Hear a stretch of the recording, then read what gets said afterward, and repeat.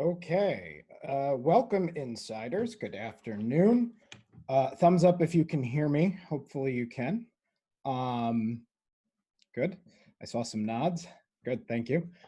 Usually I have Michelle here with me so that we know that we're both on, but today Michelle is doing another Zoom talk. I am hosting our Untapped New York's Preserving the Past, the restoration of Fraunces Tavern.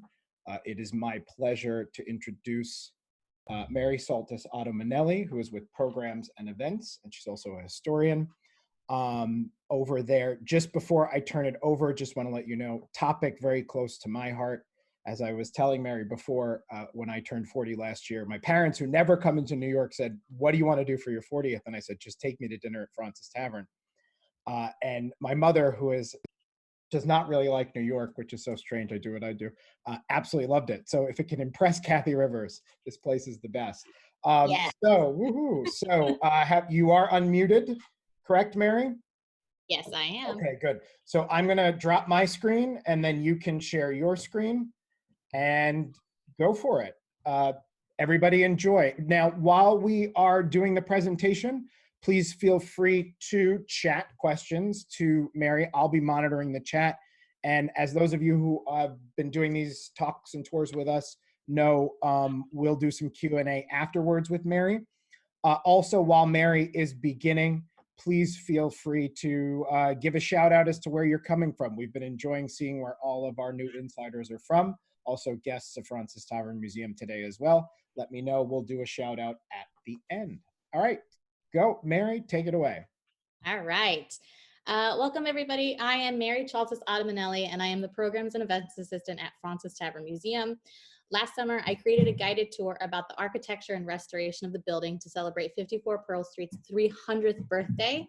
Preserving the Past is what came from nearly 5 months of digging into the building's archives, preservation reports, various architectural studies, and just going down to the municipal archives and bugging everybody and asking different questions. I hope you enjoy this, and I hope that you learn at least one new thing today. So I wanted to start with the landfill. So today, 54 Pearl Street is known as Fraunces Tavern Museum and Restaurant, but this is just one of its many identities over its last 300 years. Unlike Boston or Philadelphia, there are very few touchstones to the colonial era in New York City, especially in Lower Manhattan, because of a lack of preservation. There are not many surviving comparable buildings, so 54 Pearl Street is very much one in its own. So the historic block district that stands on today is on some of the earliest landfill that was created for the first extension of Manhattan shoreline in 1689. The project was undertaken by the city to build more docks and harbors in order to keep up with the growing trade. Now, before the landfill, the area was the eastern end of the Great Dock that was built in 1676. And a survey of the area was ordered by the Common Council on May 4th, 1688, that specified that the lot would be 80 foot long into the dock and about 4 and 20 foot broad, leaving sufficient space for ye street and also to lay out ye street ranging with ye here craft. Always a mouthful. Now, Stephanus Van Cortlandt comes into the picture. He was our first native-born New York City mayor. He obtained possession of the first 2 water lots. The tavern stands on today on a grant dated November 19th, 1686, and that was given with an annual rent of 1 peppercorn every year, and that was paid on March 25th. So usually when I do this tour, I like to show this image that you see on your screen just because it shows you just how much landfill is on the island of Manhattan, how much it really has extended even from Fraunces Tavern. Every so often our facilities manager comes up and he finds weird oyster shells in the basement and he's like, look what I found. And they're always like the size of my hand. So that's always a very strange place to work.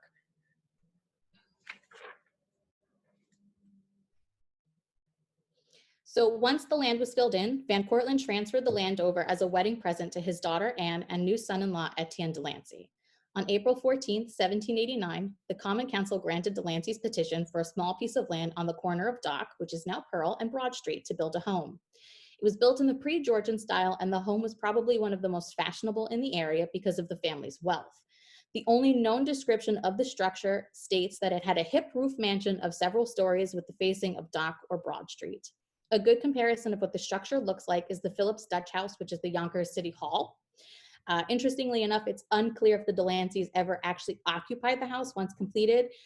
We know that while the house was being constructed, their main residence was listed on Wall Street somewhere near Trinity Church.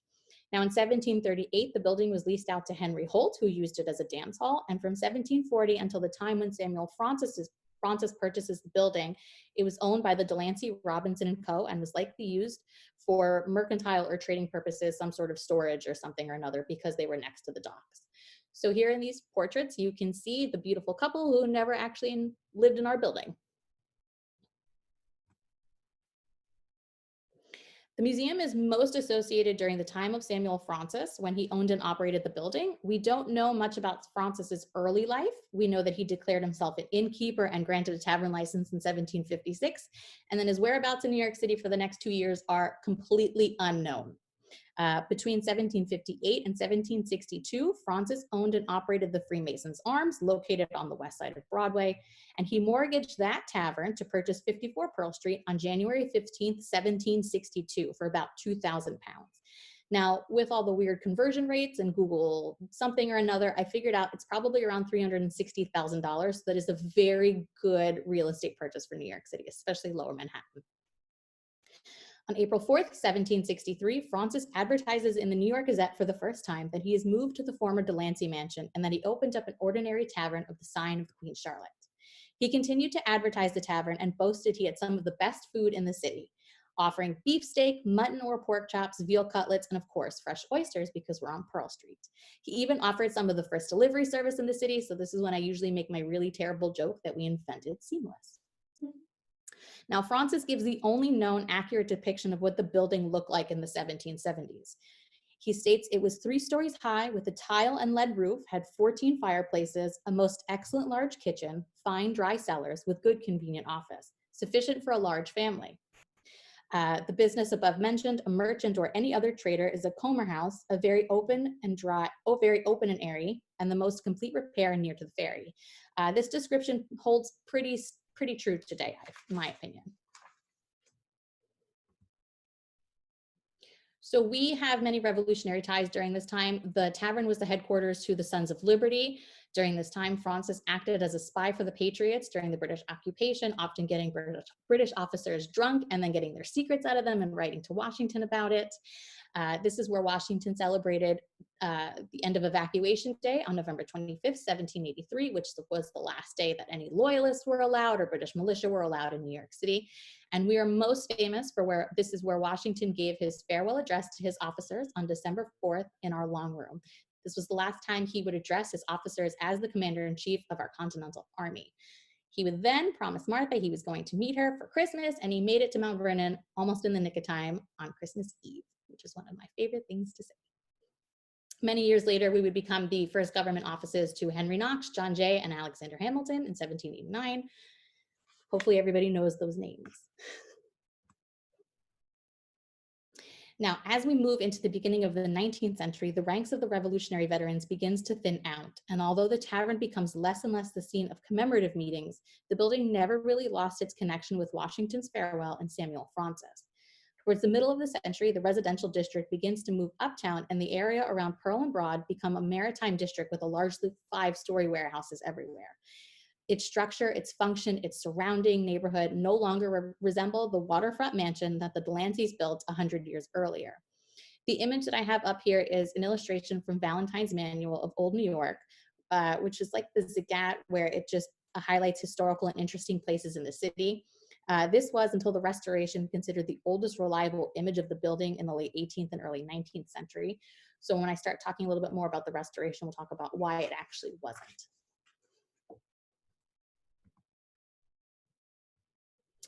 The 19th century also proved to have a very serious set of fires for the building, which is when it went through its most drastic changes. The first one in 1832 is definitely the most serious. To the best of my knowledge, this is when the extra 2 stories were added because the interior had been burned out and they needed more room for the boarding houses that would be set up in the tavern for the next 100 years. In 1837, another fire occurred, but I wasn't able to figure out specifically if it even had affected the building. And in 1852, the building was operating as a boarding house known as the Broad Street House, and the house was damaged, and the damage to the building was extensive, excuse me. A newspaper article described the fire, stated that the roof was destroyed, the interior was almost completely burned out, and the walls on the Pearl Street side crumbled down so far as to the top of the 2nd story. The old floor, I can hear my toddler laughing, I'm sorry. The old floor beams of the lower 2 stories were not destroyed. One man was burned to death, others jumped from the windows or were rescued by firemen. So here in this image, you can definitely see how much different even the building looks compared to today during the restoration when they brought it back to the 17th and 18th century.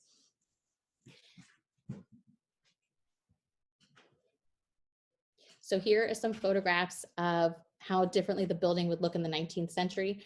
For the most part, it was owned by the Gardner family, and it was operated under a few different boarding houses. The most famous would be the one on the right, the Jacob Etzel boarding home. On average, there were about 60 to 70 individual single occupancy rooms that were filled by longshoremen or dockers who worked in the immediate area.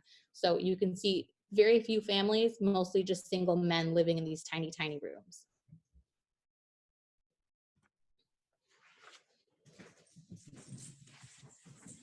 In the 1890s, the first floor of Fraunces Tavern was completely changed on both the Pearl Street and Broad Street sides. The brickwork on the first floor was completely removed and replaced by the cast iron and glass storefronts that you can see in these 2 photographs. It was supposed to give the building a more modern look. The first floor on Broad Street was removed and a new floor was constructed at the sidewalk level to accommodate foot traffic for the bar. This was one of my favorite upgrades that I learned about because the tavern owners would complain that drunk people didn't like to use steps. And that's why they had people just literally walk into the building. So when they had to take the stairs out during the restoration, I just kept thinking of those poor bar owners that were very upset. It's bad for business.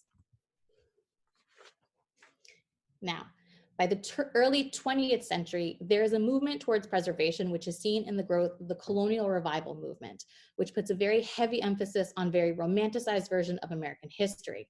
It occurred during a time of rapid urbanization, industrialization, and immigration, which encouraged many Americans to seek refuge in the perceived simplicity of the past. The movement emerged around the time of the 100th anniversary of the signing of the Declaration of Independence. The problem with this movement is that followers were more concerned with preserving the spirit of the past than with the adherence to historical accuracy. So while houses were being built in Connecticut at the time, they were very much resembling those great big mansions that you would see in Virginia. So they would look a lot like Mount Vernon or Monticello, which is geographically, stylistically completely incorrect.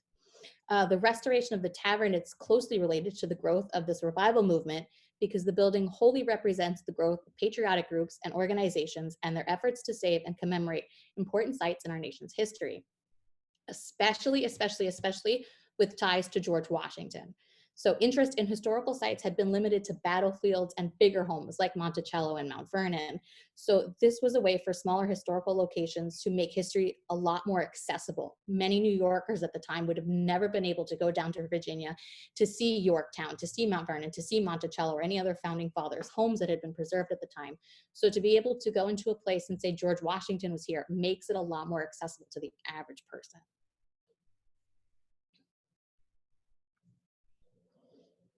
This brings us to the Sons of the Revolution in the state of New York. So the SRNY is a genealogical society founded in 1883 whose ancestors fought in the Revolutionary War. Now, the society hosted a dinner that year in the Long Room in Fraunces Tavern to celebrate the 100th anniversary of Washington's farewell address. By the 1880s, they were active participants in the historical preservation of locations around New York City. And 1897, they commissioned the statue of Nathan Hall, which is still located in City Hall Park today. On July 29, 1904, the SRNY purchased 54 Pearl from the Gardner family. Purchase and preservation efforts were spearheaded by Frederick S. Talmadge, the grandson of Benjamin Talmadge, head of the Culper's Firing on Long Island. Talmadge, who attended the farewell, documents the farewell in his memoirs, which are on display in the museum's McEntee Gallery.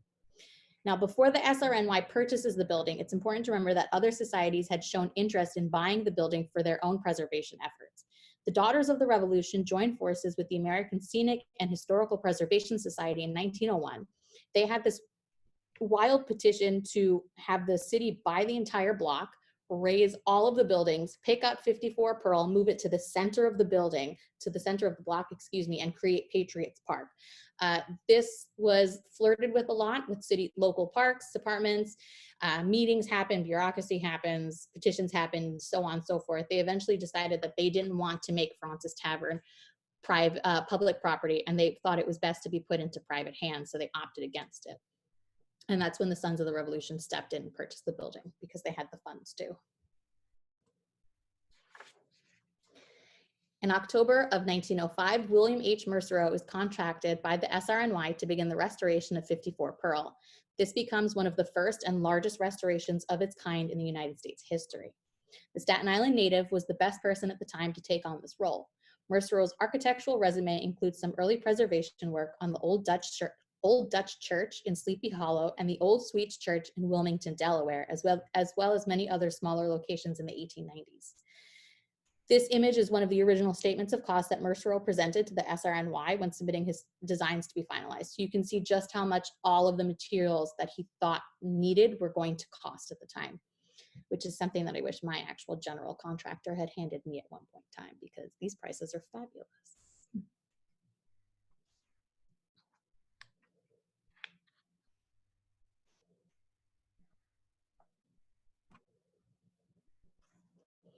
So Mercereau's restoration was put into 3 different phases. Phase 1 includes all material and architectural elements deemed to have been added after the 19th century were removed. So this meant the top floors and the modern looking street entrance were removed. Now Mercereau takes that company who actually had to fix the entrance in the 1890s, contracts them back to undo everything that they did, down to like, if you have the same bricks that you took away from the building, we want them back if you haven't resold them. He watches them like a hawk to make sure every single piece goes back to the way that it was. Phase 2 includes all historically and architecturally significant sections of the building that remained were stabilized. So this included hand-hewn beams, joists, nails, walls, foundations. That was all reinforced. And most of these are found in the area in the long room and in our basement. Now, phase 3 is that the new work was added to complete the structure. So this included exterior brickwork, 20th century fireproofing. They had flirted with the idea of making the roof wood again, but opted not to because of obvious fire reasons. So it is copper, but it was made to look wood-like, so they painted over it. He also added a top floor for the SRNY to use as a meeting space, which is now our Zabriskie meeting room. So the SRNY opted to restore the building to its appearance in the 1780s rather than its original appearance in 1719. It can be considered a Neo-Georgian style because the house is a symmetrical rectangle block with matching chimney stacks, a center door frame by a classical order, and a dormer window, among other different elements. This image is one of my favorites to share during the actual architectural tour that I lead. I usually do like to hand it out. These are terms that I, as somebody who had very little knowledge, knew about, and I always kind of look back to it even today when I have to talk about the building. There are so many fun little things that I didn't know existed on the exterior of the building until I started this tour.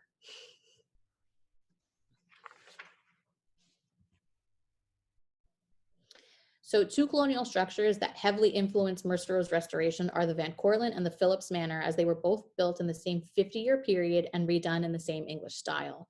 Mercereau visited these locations several times during the restoration, taking notes and measurements from everything from the design of the banisters to the size of the windows, and you can definitely see the likeness in the tavern. During his initial research, 54 Pearl, it was discovered that the illustration in the Valentine's Manual was not Fraunces Tavern, which you can see on the left. It's most likely Fraunces' other bar that he owned at the time, Vauxhall Gardens on Greenwich and Warren Street. Although they have the same kind of floor structure, the entrance was totally different. The buildings on the side didn't match up to the other photographs that existed at the time. But there's too many things that were wrong with it to make it correct.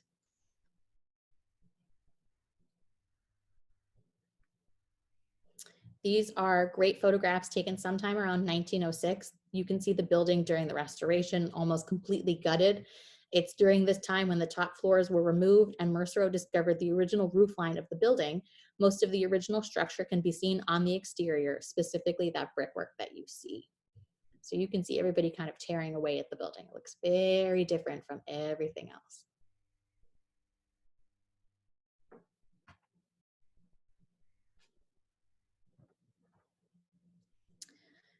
So approximately 75% of the yellow bricks date back to the original 1719 structure. In Mercereau's original reports on the building, he stated that the old bricks were also easily identified from the fact that they were laid in a mortar made from local sandstone and containing a good proportion of oyster shells. The newer brickwork was laid in an ordinary lime and sand. The facade is a mix of brickwork dating from 1719 and the 1905 restoration.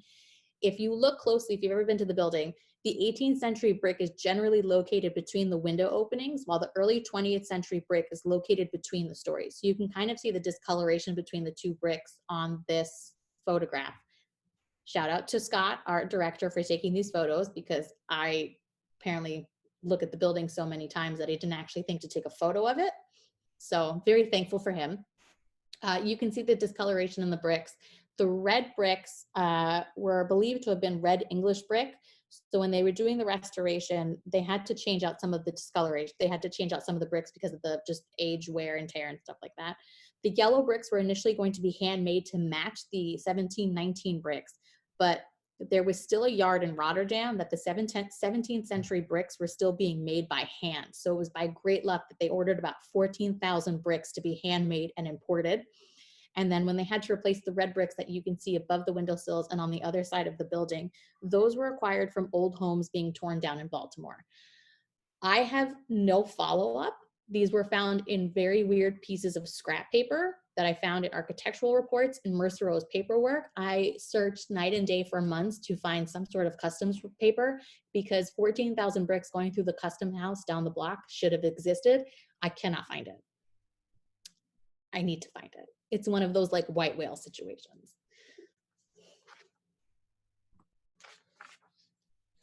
Here are a closer look at the original bricks from 1719. Now, during the restoration, a lot of the original material that was unusable was removed and sold as souvenirs to help pay for everything.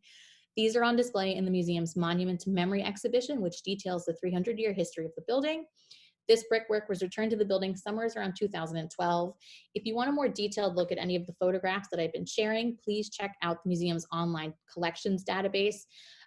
Specifically, if you want to look at more bricks and more nails and all the weird doodads that we have in here, just type in brick and you'll get like 6 or 7 different hits. We have a lot of weird things.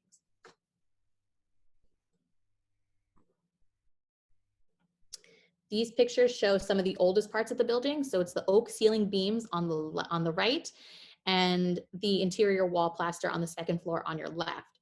In the one on the left, you can see the tuft of animal hair in the yellow circle. These were traditionally lime-based plaster and contained horse or cow hair for foundational reinforcements. The photograph on the right of beams above the long room on the second floor. So these oak beams are about 2 feet thick and were reinforced during the restoration. So they are very heavy duty. So when you start walking around the building and you hear all those creaks, it's like 25% 1719 wood.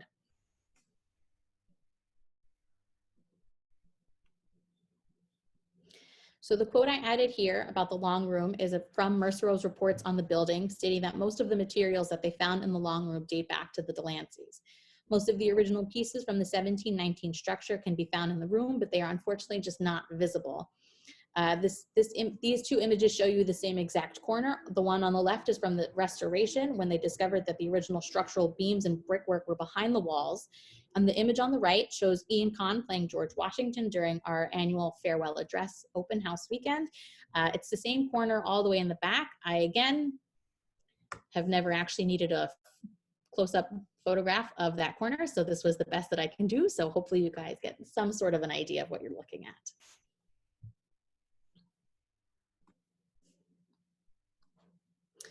These are photographs of the long room through the years. Over the last 100 years, its role in the museum has changed. For most of the 20th century, you could literally rent out this room and reenact Washington's farewell address as you wanted to. It was used for meetings and celebrations and so on and so forth. Some of the artifacts in the collection are on display in there. The Nathan Hale statue that you see on the left in the long room from the 1930s is actually in one of our display cases in the McEntee Gallery today. So everything has moved around. Sometimes it's just now behind glass cases.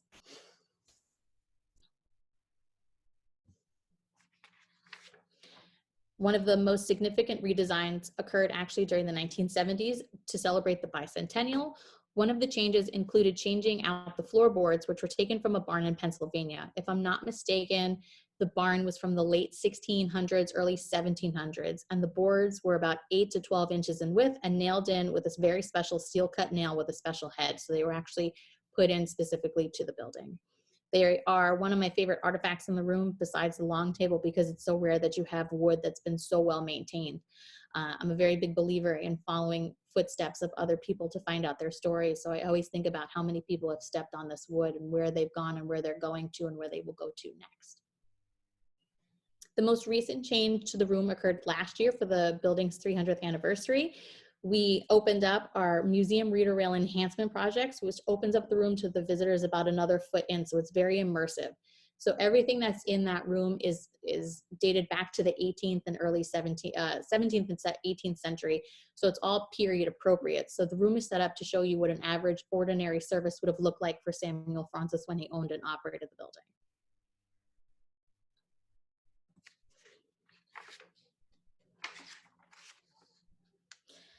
So on December 4th, 1783, Fraunces Tavern and Museum officially opened to the public. They pay homage to the anniversary of Washington's farewell address in the building. It is a date that is very near and dear to all of our staff. We know it by heart. We know when it's coming up, and we have been planning for months. So hopefully we can do something this year as well. This is one of my favorite pictures from our collection because of its importance and also because it gives you a great view of what the immediate area in the neighborhood looks like, because it looks nothing like that today. I'm also super intrigued by the giant flags because it rivals the giant American flag that we put out for Flag Day every year. And I don't have any idea what happened to those.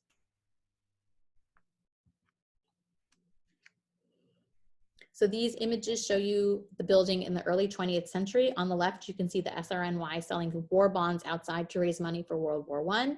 And on the right, it shows you the building right after the restoration and just how much it's changed and how colonial it pretty much looks.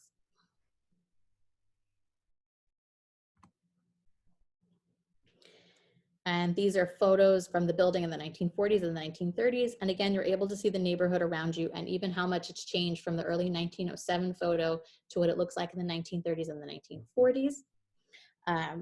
So everything has changed in that block. It's pretty wonderful just to even walk around, get some fresh air if you're downtown. My final note is that in 1965, 54 Pearl Street was designated as a New York City landmark, and in 1977, the entire block was designated as a historic district on the National Register of Historic Places. So if you're in the area, please walk around, go touch the bricks from 1719, take a photo, tag the museum, do all the social media things that the young kids do. My last photo is going to be the Lego replica that my husband made for me for Christmas. It lives on my dresser. So even when I can't be at the museum, it's never really that far away from me. It's one of my favorite things that's ever been gifted to me just because of the thought that he put behind it and the fact that he built it, which is wild. If you really want to see any of these photos again, please look at our website, look at our collection. All of the photos of the building are located in our 300th archival photo collection.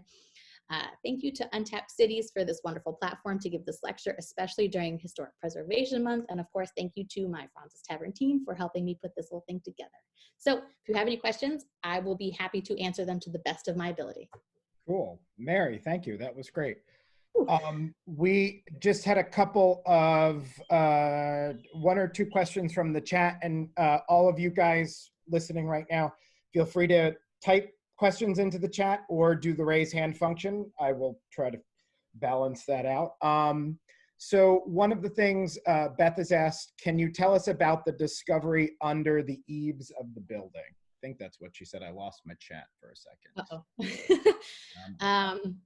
What was discovered in the basements and stuff? Yeah. No, she said the eaves of the building. Like, oh, the beams. Okay. Maybe. Beth, can you unmute and clarify? Where are you, Beth? I have to find you. Beth actually gave our Great Central Park tour. Hold on, I'm unmuting you, Beth. Okay, yep. There you are. You got it. Go ahead, ask your question.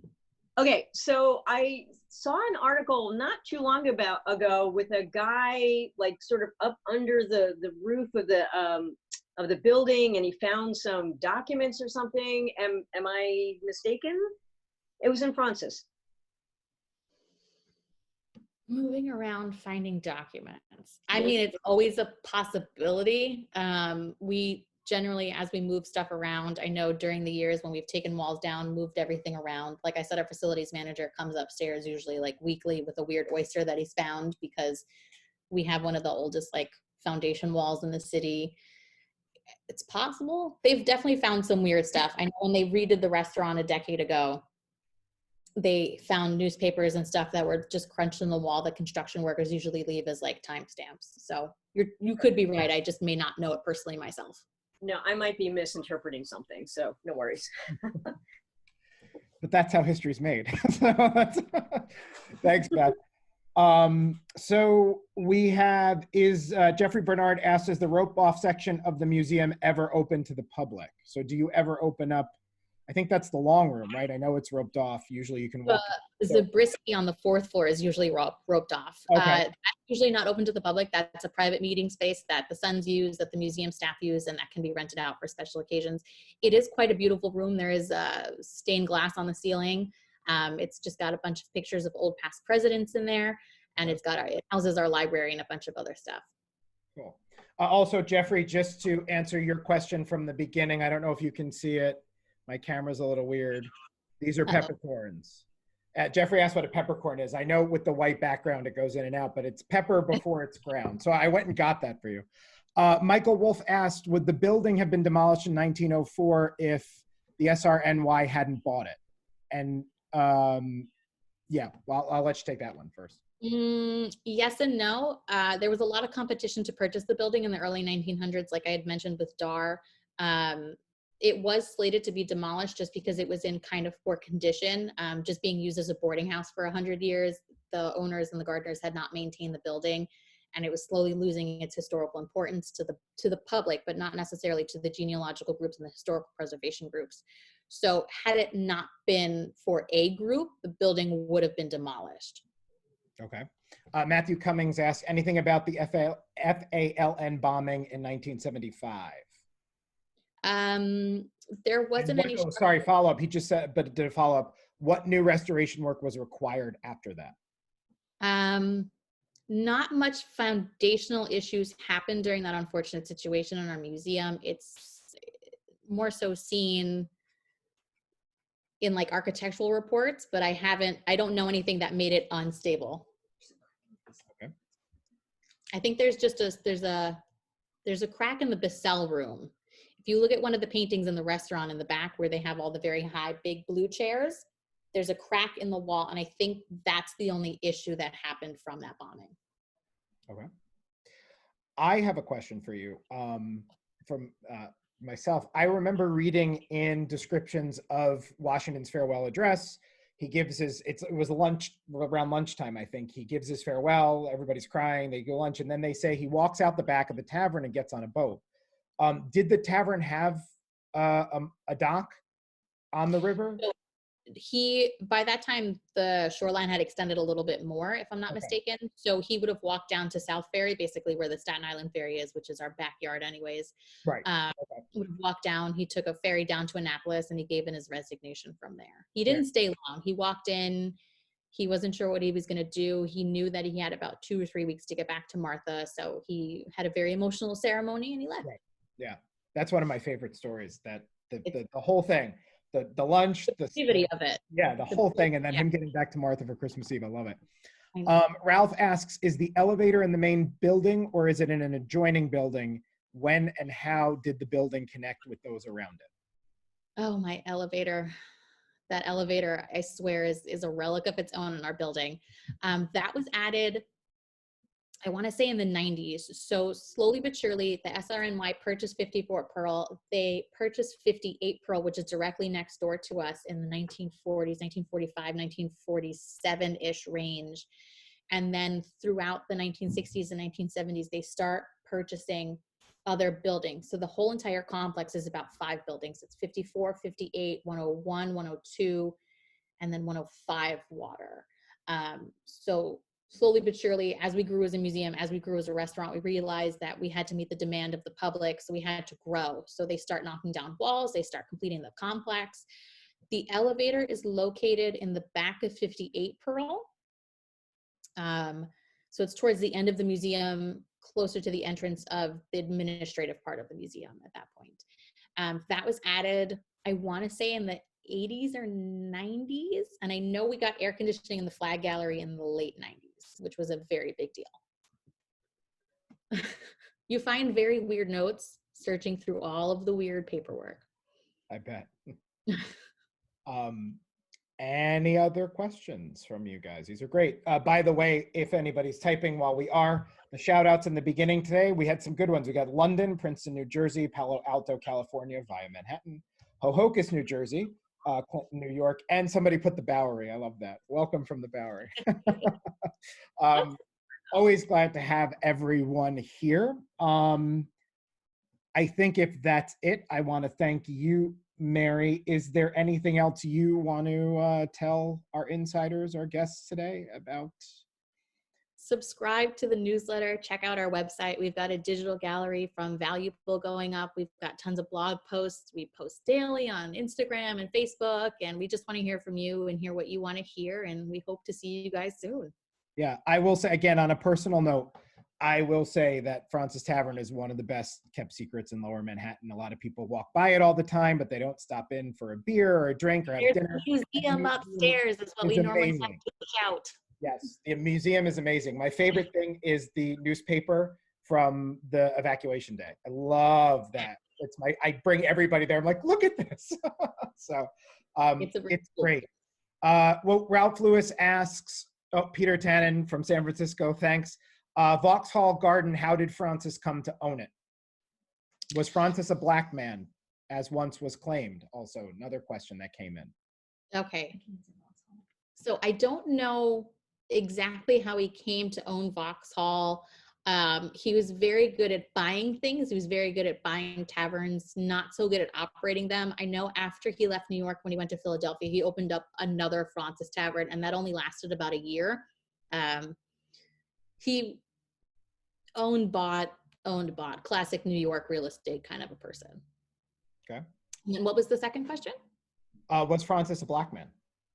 To the best of our abilities, we don't actually know the racial background of Samuel Fraunces. It's actually one of the major projects that I've been working on slowly but surely over the last couple of years, kind of picking up genealogical reports, family reports, census reports, just to kind of figure out who he was, because he just showed up in New York City 1762. We don't know much about him. He does come with the nickname of Black Sam. Sometimes that is attributed to the fact that he was downstairs in the kitchen and the soot put black on his face, and that could have been why he had that nickname.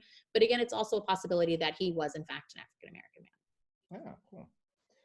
Mark from Mount Juliet, Tennessee, welcome. Tennessee's the first time I've seen this.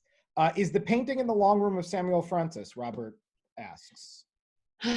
We thought it was for about 100 years. And then a couple of years ago, our past director, Jessica Phillips, discovered through some historian in an art gallery in the Netherlands that they have an anonymous painting, which is the same exact one, hanging because he was part of the court of a German king. So even in their historical society, they don't know who that man is either. So we can say that it's not Samuel Fraunces, but they also don't know who that poor man is now anyways. So it goes into the fact of like, who was Samuel Fraunces and this huge giant undertaking that I've crazily taken on myself. Okay, that's a fascinating story. That's great. Yeah, they figured out that the portrait itself that's hanging was like cut because there was more to it, and they think that there was like a whole family or the rest of the court. It's an expensive thing. There's a blog post about it on the website if you want to learn more about it, because I obviously just butchered that answer, unfortunately. I thought it was great. No, I'm going to check the blog post out too. Stephen Miller from Doylestown, Pennsylvania. Thank you for joining us, Stephen. As we are wrapping up, just want to let you know today is a special day in programming. We have two programs. 4 p.m. we are doing a virtual talk of Unforgotten, the exploration of the New York State Pavilion. I will also be hosting that one.